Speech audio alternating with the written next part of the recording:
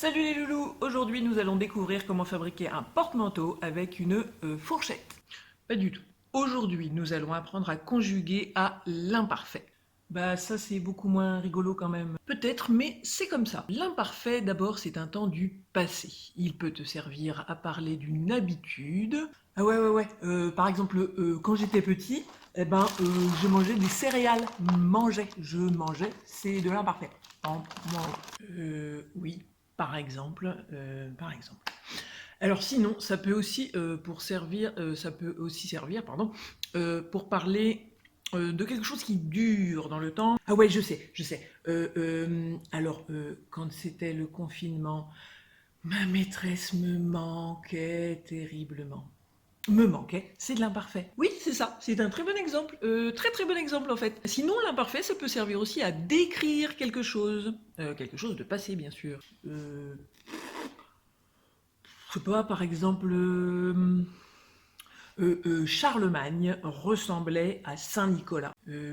Oui, c'est ça, ressemblait, du coup, c'est de l'imparfait. C'est ça. Alors, pour conjuguer à l'imparfait, c'est pas compliqué. C'est les mêmes terminaisons pour tous les verbes. Oh, mais c'est pas comme le présent alors? Non, c'est pas comme le présent, effectivement. Alors, c'est très simple. Je conjuguais AIS, tu conjuguais AIS, il conjuguait AIT, nous conjuguions IONS, vous conjuguez IEZ et il conjuguait AIENT. Alors, si j'ai bien compris, AIS, AIS, AIT, IONS, IEZ, AIENT. C'est ça, j'ai bon. Très bien, très bien. Alors, si tu veux, tu peux t'aider d'une petite phrase, comme quand il était petit. Tu sais, au futur, tu peux utiliser demain. Au présent, tu utilises maintenant. Eh bien, pour l'imparfait, tu peux utiliser quand il était petit. Par exemple, quand il était petit, mon papa voulait devenir pompier. Voulait, du coup, c'est de l'imparfait, c'est ça. Tout à fait, très bien, je vois que tu comprends. Je voulais, tu voulais, il voulait, nous voulions, vous vouliez, il voulait. Et voilà, c'est très bien, tu sais conjuguer. Attends, alors j'ai une autre idée.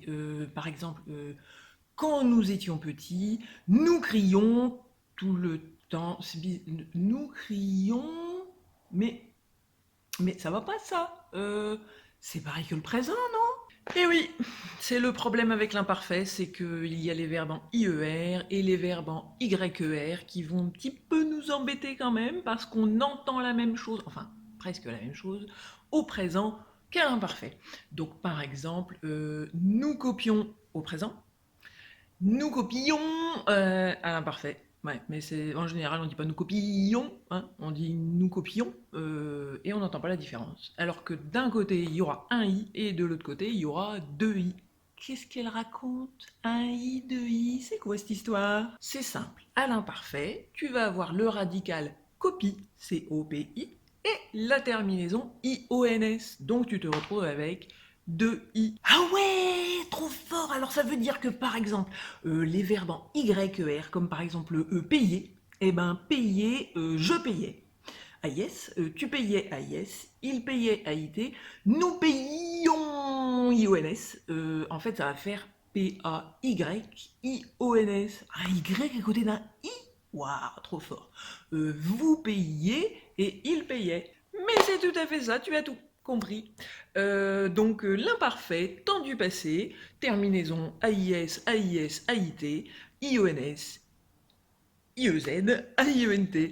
Et voilà, c'est tout ce qu'on a à faire sur l'imparfait. Ouais, trop fort, check du coude.